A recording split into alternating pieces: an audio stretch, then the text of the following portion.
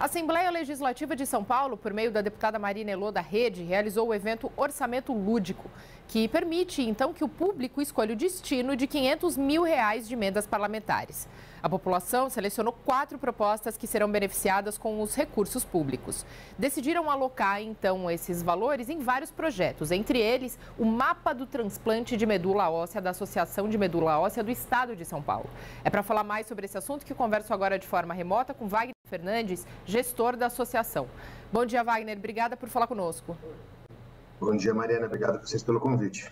Wagner, começa falando para a gente sobre a importância, então, desse evento, né? Qual a importância das pessoas poderem tomar decisões e destinar, então, parte da verba de emendas? Então, Mariana, isso é muito importante, né? No mesmo dia em que houve o evento do Orçamento Lúdico, a Folha de São Paulo publicou uma matéria que de todos os senadores da República, apenas 16 tem algum tipo de controle social, como editais, para destinação de emendas, né? Isso quer dizer 3% dos senadores eleitos. Então, é louvável a atitude, né, da deputada, e isso é uma ferramenta de democracia participativa, né? Como a gente traz o cidadão para opinar sobre o orçamento, para dizer quais são as questões prioritárias na sua rua, na sua cidade, né? E isso aproxima as pessoas da política de uma forma muito positiva, então é bastante importante. Quanto foi destinado, qual valor, então, foi indicado para a Associação de Medula Óssea do Estado? Nós recebemos uma emenda de R$100 mil. E como que esse valor vai ser alocado? Quais melhorias, quais benfeitorias serão feitas com esses R$100 mil? Legal, Mariana. Eu vou começar explicando, né, um pouquinho. A medula óssea é um tecido líquido que a gente tem dentro de todos os nossos ossos e a função dele é produzir sangue no nosso organismo. Então, todas as doenças que demandam um transplante de medula óssea são doenças do sangue, a sua grande maioria câncer, então leucemia, linfoma, que foram tratadas com medicamento e que não houve resultado e que a única chance de sobrevida desse paciente é o transplante. Tirar aquela medula doente e ele receber uma medula saudável. Então, é um momento extremamente crítico desse paciente. Né? O ano passado no Brasil foram feitos mais de 3.800 transplantes, a sua grande maioria custeados pelo SUS. 70% desses procedimentos realizados na cidade de São Paulo, no estado de São Paulo, né, através da Lei de Acesso à Informação, a gente verificou que no ano passado foram gastos pelo Ministério da Saúde mais de 450 milhões de reais, né, investidos em toda a cadeia do transplante de medula óssea, mas o fato é que quando o paciente tem alta do hospital, a gente não sabe o que acontece com ele.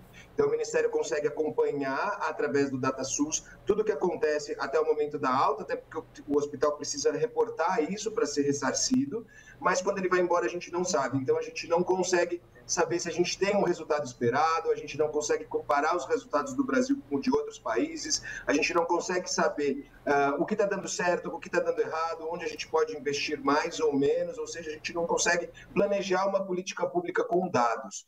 Né? Então, a gente vem desde o ano de 2019 trabalhando num sistema, né, informatizado para que a gente possa ter um banco de dados robusto de transplante no Brasil, assim como no treinamento das equipes dos hospitais. Então o transplante é muito complexo e a figura que faz o reporte, ela precisa entender aquilo que ela está fazendo, né? A gente precisa remunerar esse profissional. Então hoje a gente não tem, inclusive na tabela de profissões, uma figura de um gerente de dados, então nem que o hospital queira contratar alguém dessa forma, ele consegue. Né? Então a gente também vem trabalhando para que ele possa ser remunerado, para que a gente possa conhecer os resultados desse transplante no Brasil. Então hoje a gente tem uma tabela, né, tem um banco de dados que está no site da Associação da Medula Óssea, que é o amio.org.br.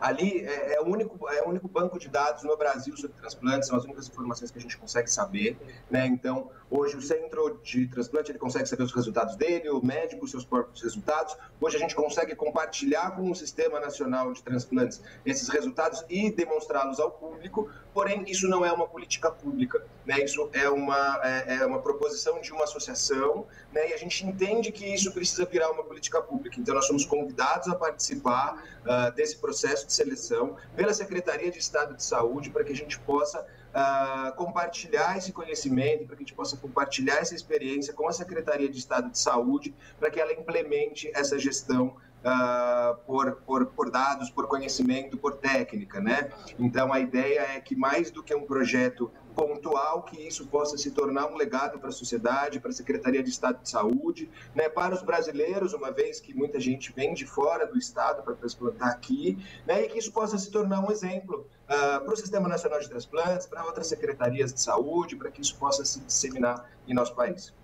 Wagner, qual que é a capilaridade da associação hoje, a atuação dela nos municípios do Estado? Legal. Hoje a gente tem 2 casas de apoio aqui na cidade de São Paulo, que atende a pacientes que estão se tratando no Hospital das Clínicas e na Santa Casa, né? Então a nossa atuação enquanto organização de assistência social está muito focada na cidade de São Paulo. Porém, a gente recebe pacientes de todo o Brasil, né, uma vez que eles vêm para cá transplantar. E aí a gente tem uma série de outras linhas de projeto, como educação, e aí sim a gente consegue também atender todo o estado de São Paulo, e pesquisa clínica, que é onde se insere o mapa do transplante, que aí a gente tem uma atuação nacional. Tá, e aí qual o número de atendimentos realizados por mês, por exemplo? Você tem esse levantamento? Tenho sim. Hoje, as 2 casas de apoio somadas, né, a gente atinge 400 atendimentos por mês, né, de pacientes e familiares que podem se hospedar nessa casa, mas que também ficam durante o dia de consulta, pessoas que são da cidade de São Paulo, recebem cesta básica, leite, kit de higiene, transporte, a assistente social também faz todo o encaminhamento, né, desses pacientes para a rede de assistência, para que ele consiga obter os seus direitos enquanto paciente. E quando a gente fala dos outros programas, o alcance é muito maior, né, uma vez que a gente consegue trabalhar com toda a política de transplante. Você comentou, então, que a associação ela tem 2 vertentes, né? Tanto uma voltada à pesquisa e outra voltada a atendimento. Vou voltar na pergunta do valor dos R$100 mil que foi destinado em emendas. Vocês pretendem destinar ou alocar esse valor prioritariamente em pesquisas ou atendimentos da associação? Não, em pesquisa, especificamente no mapa de transplante, né? Então, aquilo que a gente estava conversando, como a gente consegue levar essa experiência para o estado de São Paulo, para todos os centros de transplantes que atendem essa população enorme, tem essa demanda grande nacional, né? Para que a gente possa implementar o treinamento, a auditoria dos dados, por um lado, e por outro lado, trabalhar junto com a Secretaria de Estado de Saúde na transferência dessa tecnologia, desse conhecimento, para que a Secretaria possa encampar, incorporar e dar continuidade ao processo como uma política pública. E aí, como estão essas conversas, essas tratativas com a Secretaria de Saúde, né? Mais uma vez, você comenta sobre a importância de uma política pública efetiva e permanente voltada para o transplante de medula óssea. Legal, Mariana, obrigado pela pergunta. A conversa, ela já iniciou, né? Então, a gente foi escolhido para receber a emenda essa semana, mas a conversa já é anterior, então a própria indicação para que a gente pleiteasse a emenda parte da Secretaria de Estado de Saúde, né? A gente vem conversando já, inclusive, com o gabinete do secretário, para que a gente possa se reunir, apresentar a proposta, né? E reunir as condições necessárias para que isso seja implementado. Como que a Alesp, por meio do mandato aí dos 94 parlamentares, pode ajudar nessa articulação? É fundamental essa ajuda, né? Quando a gente vai falar de uma política pública, da implementação de uma política pública, né? Ter essa força política, ter esse entendimento, né? E essa vontade de implementação, ela é enorme. Então, é importante isso que você diz, né? A gente recebe o apoio da deputada Marina Elô, através da transferência de emenda, mas a gente acredita que ter uma frente parlamentar, não só para a implementação do mapa, né, mas para que a gente possa enfrentar outros desafios do transplante. Então, hoje, a gente sofre muito com falta de leito, né, no SUS para o atendimento, tem questões de acesso a medicamento, tem uma série de outras coisas que precisam e podem ser regulamentadas, né? Então, a presença do Poder Legislativo no dia a dia da política pública é extremamente importante. Compartilhe um pouco mais com a gente, então, quais são essas dores desse segmento específico, como você estava falando agora, sobre a falta de leitos, por aí vai. Então, vamos lá.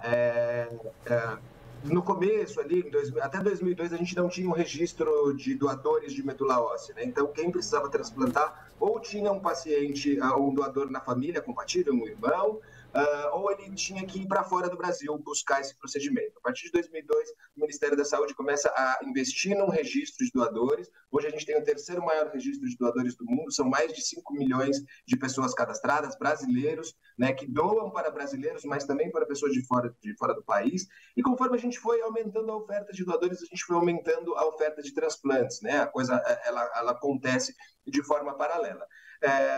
No meio disso, enquanto o transplante crescia no Brasil, a gente teve a pandemia da Covid-19, né, muitos recursos investidos para o combate dessa pandemia, uma desestruturação, de certa forma, de várias áreas ali, né, que não estavam contempladas com a pandemia, e o fato hoje é que a gente tem muita gente na espera de transplante. Então, no Hospital das Clínicas, no ano de 2021, por exemplo, a demanda foi de 280 transplantes, eles conseguiram realizar apenas 100, né? E muita gente fica ali aguardando com doenças que são altamente agressivas, doenças que são complexas, e aí você vai fazendo a manutenção desse paciente enquanto o transplante não chega com quimioterapia, né? Isso, por um lado, torna o transplante mais caro, porque você vai depender de mais medicamento.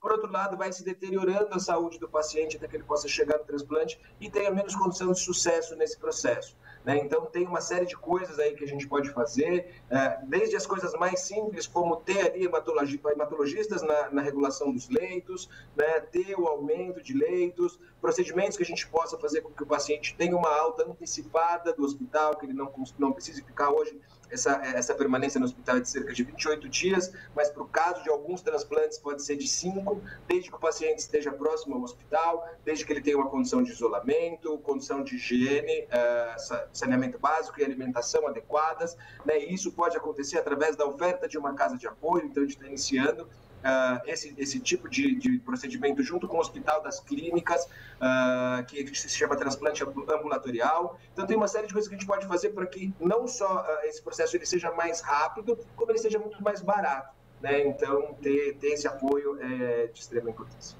Qual que é o perfil desses pacientes que hoje precisam mais desse transplante de medula óssea? Ele é bem diverso, Mariana. O transplante ele tem mais de 90 diagnósticos que podem levar a uma indicação de transplante. Então, a gente tem desde doenças que vão incidir mais em crianças, em idosos, em adultos, né? Tem doenças que, por exemplo, a anemia falciforme, que é um diagnóstico que atinge majoritariamente a população negra. Então, ele é bastante diverso. E é possível a doação de medula? Sim, é possível, é inclusive desejável, né? Então, hoje a gente tem no Brasil um sistema muito robusto, né?